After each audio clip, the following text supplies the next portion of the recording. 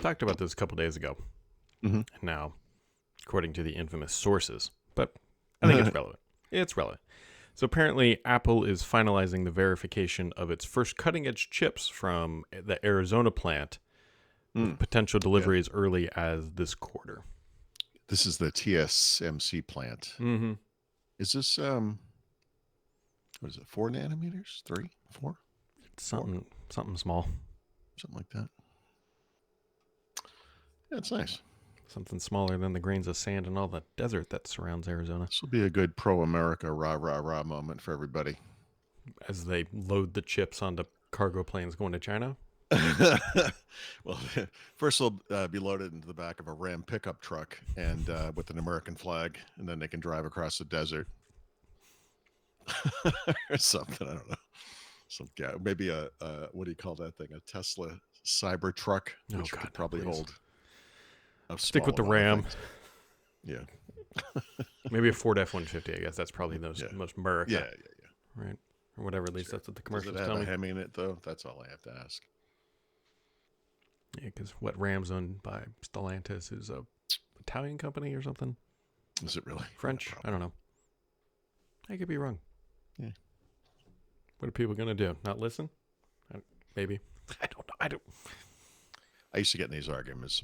Not arguments, just like we talk about this. Like my father-in-law is really into cars and trucks and stuff. And at some point, I was like, I said something like this a million years ago, but I was like, I don't understand why you don't just buy like a Honda or a Toyota. Something's just going to work forever. And he's like, well, they're not American. And I'm like, yeah, but they make them in America. And he goes, yeah, then they send the profits back to Japan. I was like, all right, man. Jeez. I'm sorry. Okay. So it's nice that we've gotten past that kind of debate today. Have we? No. If anything, it's gotten worse. I don't know. What are you going to do? Anyways, the most exciting thing in the world right now is a new core AI platform, tools, and divisions. I can't even say this. Dear God, please. Listen. Their organizational AI announcements are always just confusing. Yes, a little bit. Like the Suleiman stuff from last year. You're like, what are you doing? And now it's like, oh, no, we're going to have this thing. And then you look at the way they described it, and it's like, it's like, tools, services, blah, blah, blah, whatever, for first party, meaning Microsoft, and third party apps. And you're like, wow, you just don't, is the current organization isn't enough for this?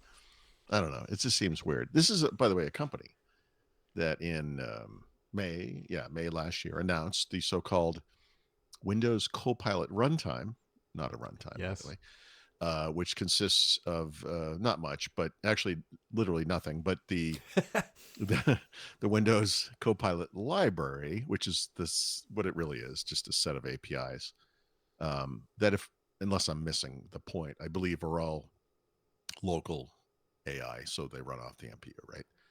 They announced some list of whatever. Microsoft has other APIs, obviously, for developers, like into Azure and through .NET, and a lot of that stuff is cloud-based. But if I remember correctly, this was literally the MPU stuff. And you can go look that up right now. Every single one of them is coming soon. So they announced this thing in May. I don't know. We got nothing.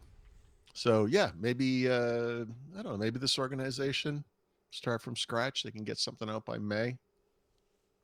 We'll have something new. It's unbelievable.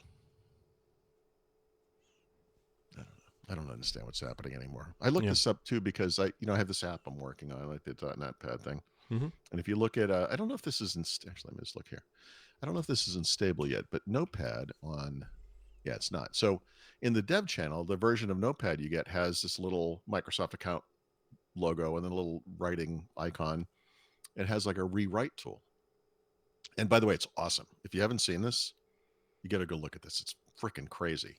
If you think about what a typical blogger has done for the past 20 to 30 years, 20 years, we'll call it. You take Microsoft or some company puts out a blog post or a press release, and then you rewrite it, usually shorter and less well written, and then you publish it on your blog. That's exactly what this does. It's the replacement for every blogger on earth. but it also does some fun stuff where you can rewrite it to be shorter, longer, different styles. One of them is a poem form, which, by the way, is universally hilarious and awesome. Like, it's crazy. You would never use it for anything, but watching it take your words, in my case, or if you any words, and turning it into like a rhymey kind of Dr. Seussy kind of a poem, priceless, dude. Literally, it doesn't cost anything. It's hilarious, but it's actually pretty amazing. So, obviously, that must be one of those Windows Copilot runtime API things, right? No, it's not. And it's not been announced either. It's not like they announced it and it's not there. It's not there. It's that capability rewriting, not one of the capabilities. There's I think a text summarize feature is one of them. That's it. I'm going to start a new blog. Mm-hmm. It's called Humpty Dumpty Tech. And every blog post will be in Humpty Dumpty. No, just like literally, I'm just going to use Notepad to transform a press release into a poem. Put it on Humpty Dumpty launched an AI. I'm telling you, man, it's humorous. I think it would get tiring maybe after a couple, but I just automate the hell out of that. That'd be the easiest. Yeah, no, it's like one Python script. It's pretty amazing. I'm just saying, pretty amazing. How soon till they can do blog posts, or I was going to say podcasts that are vaguely off topic every week, every day? That's actually just here. We just haven't put the pieces together yet. Yeah, you know. Actually, we have. Nobody's just noticed. Oh yeah, no, it's just there. It's there. What we need. We could just have like the Google thing, the Notebook LM, just summarize First Ring Daily, and it would just be like those two AI hosts being like, "Yeah, I don't know what these two jerks." It would be 9 minutes of silence. It's like there was a lot of laughing and inside jokes that no one understands. They really didn't talk about anything. Enjoy themselves. I don't know what's happening.